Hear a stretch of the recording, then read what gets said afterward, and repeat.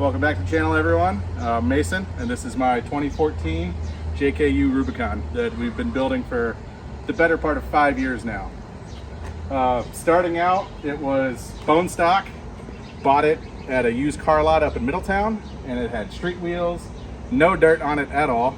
Immediately took it out and threw on a set of 33s, and then a few months later put on the 3.5-inch rock crawler lift and 35s, and then 2 years ago put on 37s, and now we are looking at tons and 40s for this thing.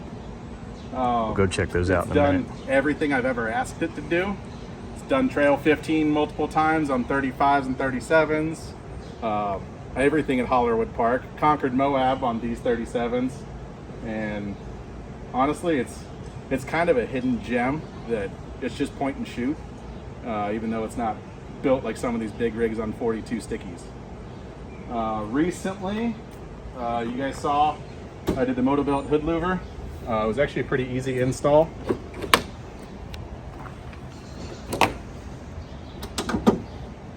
And totally functional.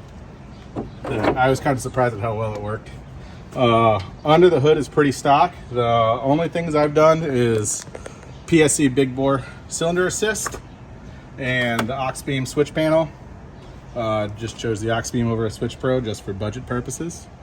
But it works, does everything I need. Front and rear, we did a 3.5-inch frame chop up front for the Barnes 4-wheel drive bumper. Partnered with a Smittybilt 12K winch and the Yankum, what is it, a hookless winch rope. I love that thing. I got the same one on mine.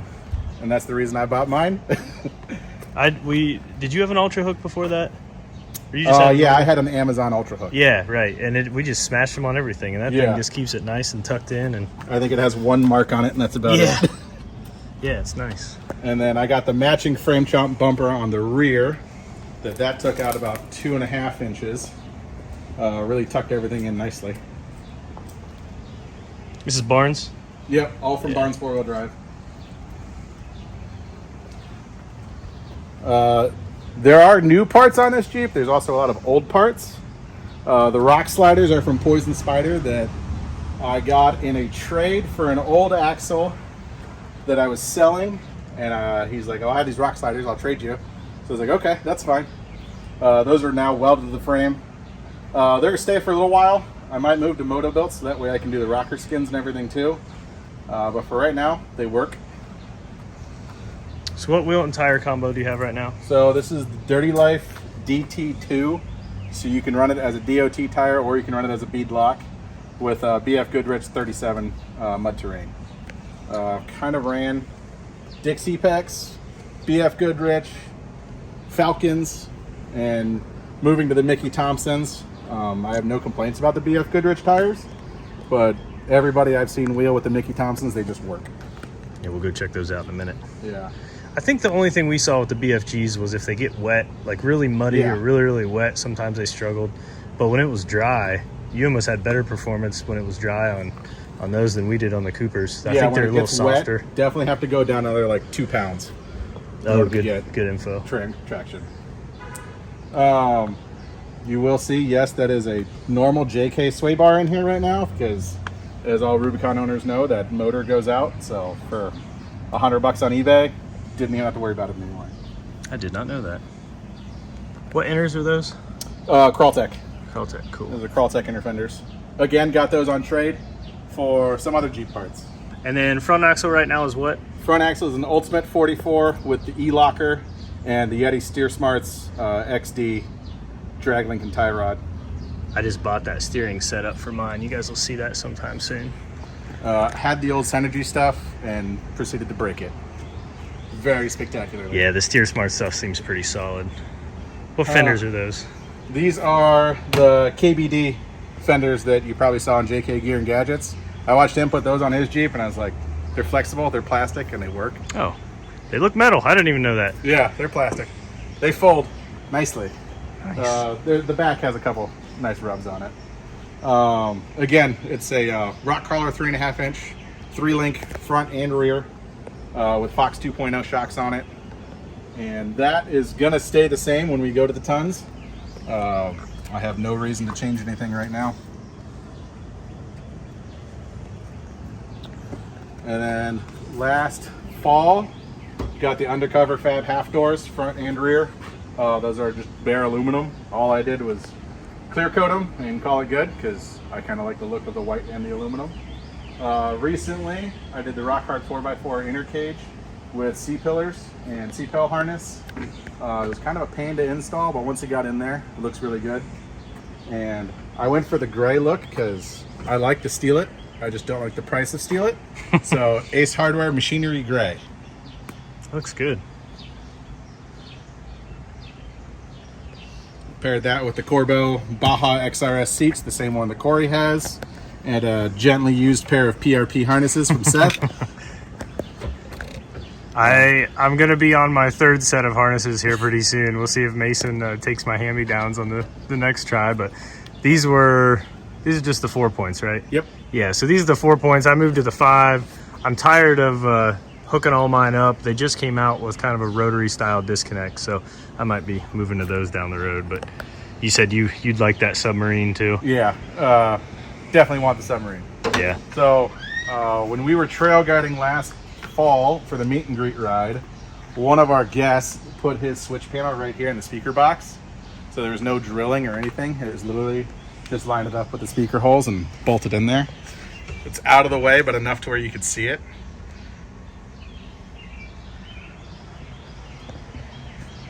What's the coating on the doors? Oh, so this is just EVA foam, like you would see on like C-Deck. That watched a guy on YouTube put this in his, and I was like, that's a really good idea. So an hour and a half later, and all the doors are coated. Really quieted down the noise a lot. You said they rattled a little bit, right? Yeah, they rattled a lot, and now with that foam in there, you don't even hear them at all. Moving back into the front space here. I'll get the video on this here in a little bit. I went ahead and fit the 40 back here on the Excessive Industries tire carrier. Kind of got this just because I thought it looked cool. Just it does like look everything cool. else with Jeep. Takes the spare tire off the tailgate too, because once you go to a big tire, it starts rattling a lot. And in order to fit that back here, that's where we're working on the cut in the tailgate. Yeah, you guys will see that soon. That is a behemoth of a tire. Yeah. And then Corey brings all the tools I'll ever need. Seth brings twice as many tools. Hey, I've downsized now. Keep it to one simple toolbox with spare set of hoses for the hydro assist, which we have used before on the trails, and then my air and recovery gear in there. And that's it. Yeah, he packs light. He's got the biggest Jeep with the least amount of stuff in it. The only other thing I've really been doing while I'm waiting for this swap is I hate the look of having exposed cables like this. So I've been going through the whole Jeep, just bought a set of zip ties for the studs off of Amazon, and I've been doing this cable coating in here. So that way everything is all tied up, but you can still access it when you need to. Just makes it look a lot tidier. Yeah, it does look good. And then just your general WeatherTech floor mats. Keep it clean as much as you can. Did we talk about the rear axle? Is it stock or what is It it? is a stock 44 rear axle with 488 gears, E-lockers. So the rear of Mason's Jeep and the rear of mine are going to be essentially identical. I'm moving to the 3-link kit as well. Actually, the front end's, I think that's going to be pretty close too. Do you have the Adventure joints on yours? No, I have the X Factor joints. You got the X on Factor. everything. I did Adventure on The mine. new X Factor 2 joints. Yeah. So you don't have to use that special Special 000 grease, yeah. anymore. Right. All right, let's talk about the swap because there's some big stuff sitting over here. Yeah.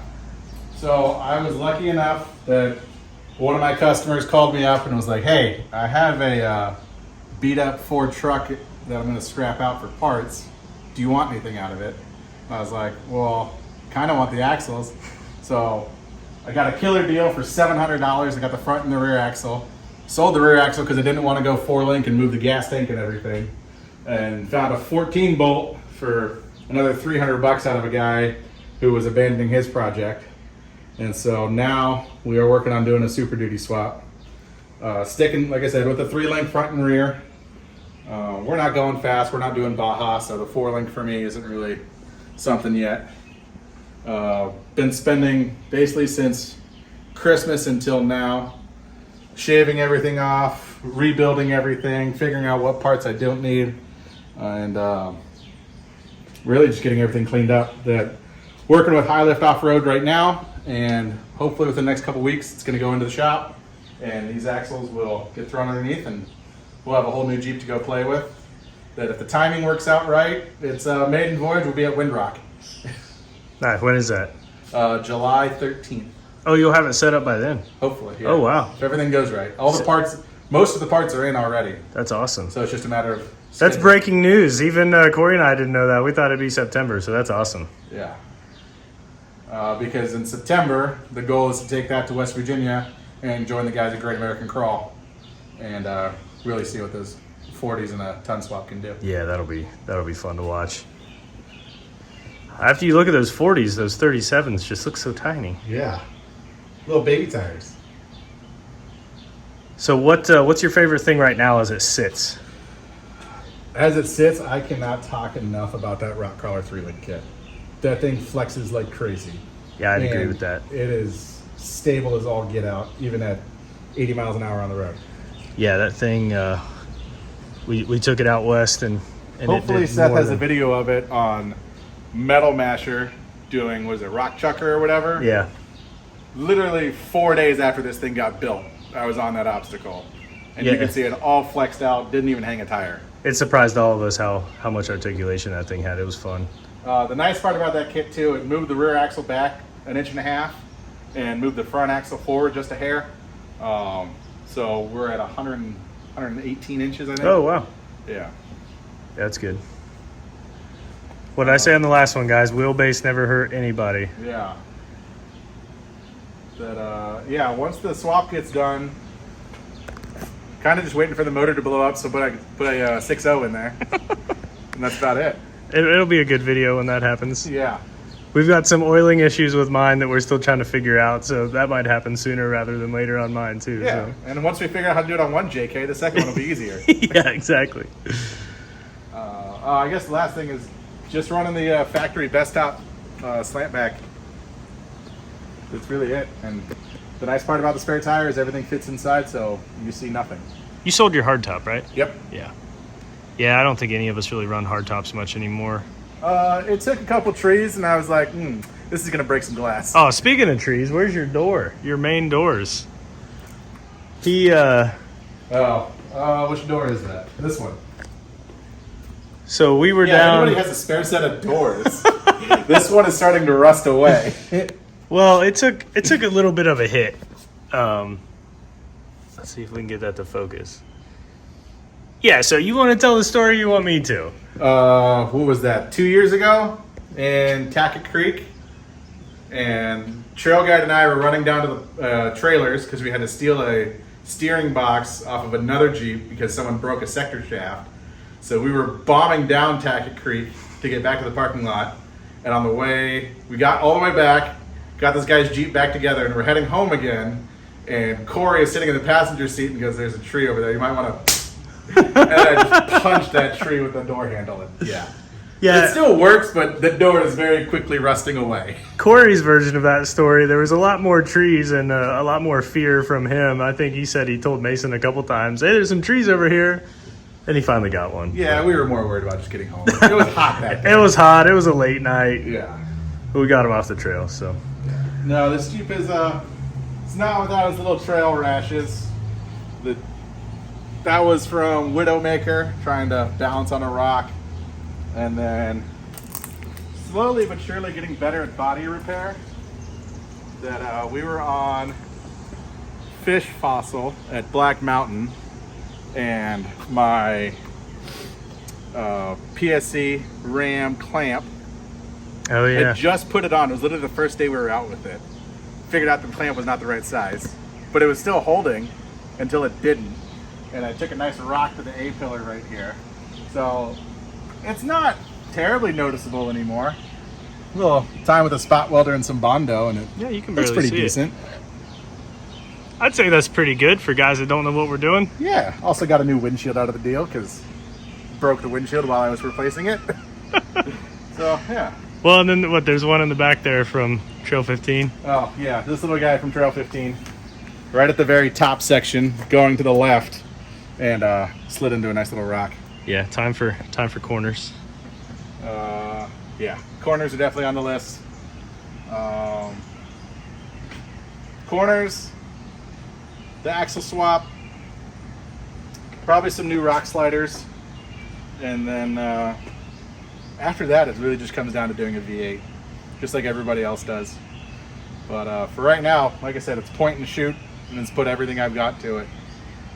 Yeah, it's been fun to watch him wheel this. He's always the one that we'll send up first, and we'll tell him he's got enough wheelbase to make it to the top. He can pull me and Corey back up. So that is the fun part about our wheeling trips, is we have 3 different wheelbases and usually 2 to 3 different lines that we're taking. I will take kind of whatever I can get, and then these 2 will just weasel between rocks, and we'll make it work. yeah, at least Corey and I will have a matching wheelbase now after my stretch is done. So Yeah. all right, guys, let us know what you think. I think that's about it for Mason's Jeep. We'll see you next time. See you guys.